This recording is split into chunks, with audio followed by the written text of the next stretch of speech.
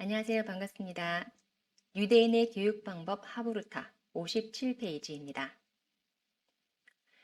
삶을 살아가는데 재능과 노력 중 어느 것이 더 중요할까요? 사람들에게 이와 같은 질문을 하면 많은 사람들이 재능보다는 노력을 더 중요하게 여긴다고 합니다.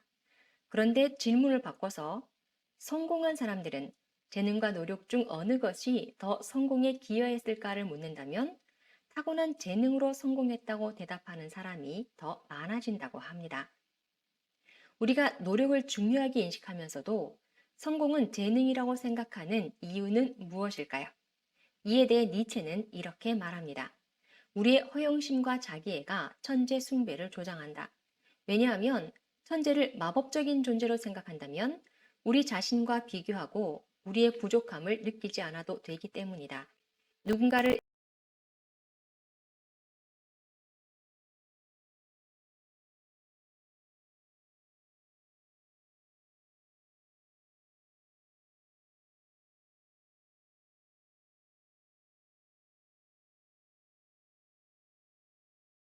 여자가 처음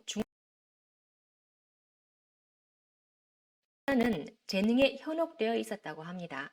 그러나 빠른 이해력과 재능이 높은 점수를 보장하는 것이 아니라는 것을 알게 되었다는 것이죠.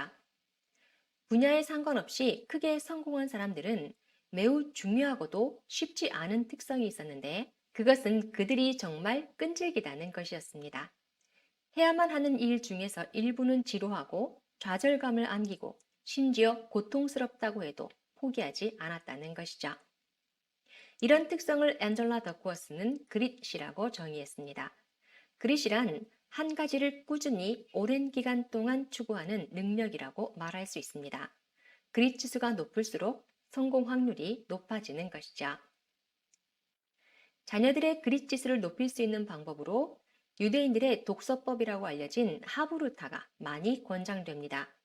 하브루타는 우정 또는 친구라는 뜻으로 가족이나 친구, 교사와 대화를 나누면서 서로에게 긍정적인 영향을 미치는 학습법을 말합니다.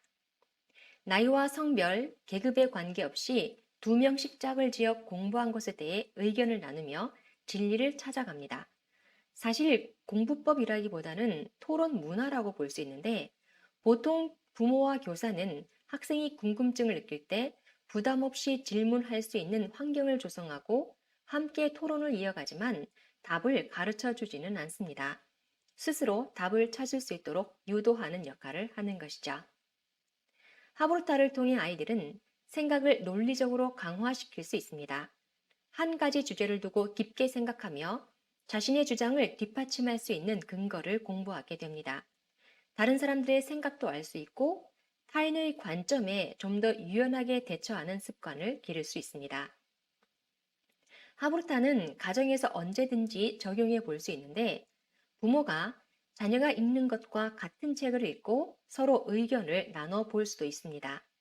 토론은 시각, 청각, 입과 근육 운동 등 많은 자극이 동시에 이루어져 쉽게 뇌를 활성화시킬 수 있습니다. 토론을 통해 이해가 깊어지면 분별력, 예지력, 판단력, 통찰력, 창조력 등이 덩달아 높아지게 됩니다. 경상북도 영주에는 우리나라 최초의 서원인 소수서원이 있습니다.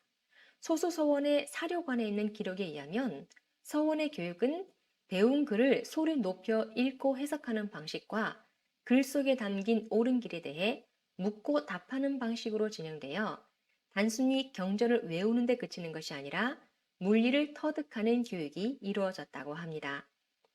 마이크로소프트 창업자인 빌 게이츠는 변호사 아버지와 금융기업 이사였던 어머니 사이에서 태어났는데 그의 부모님은 비즈니스, 법률, 정치 등 다양한 곳에서 경험한 것을 대화를 통해 자녀에게 전해지게 했습니다.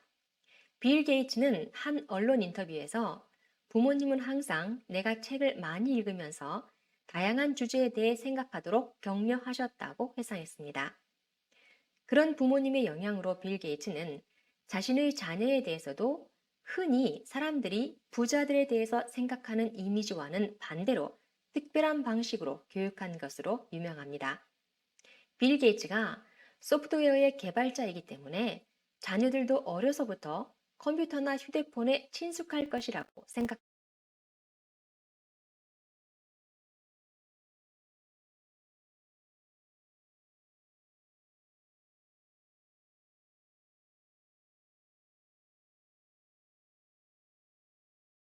빌 게이츠 본인도 TV에 할애하는 것이 아깝기 때문이었습니다. 실제로 그가 마이크로소프트 회사를 직접 운영할 때도 일요일마다 가족들과 식사를 하며 충분한 대화를 나누기 위해 노력했다고 합니다. 또한 자녀들에게 매주 1달러의 용돈만을 주었는데 용돈이 더 필요하면 집안일 등을 통해 스스로 벌게 했습니다. 100조 원이 넘는 재산 가운데 자녀들에게는 1천만 달러씩만 상속하고 나머지는 사회에 환원하겠다고 밝히면서 화제가 되기도 했었죠. 자녀들은 부모를 모델로 성장합니다.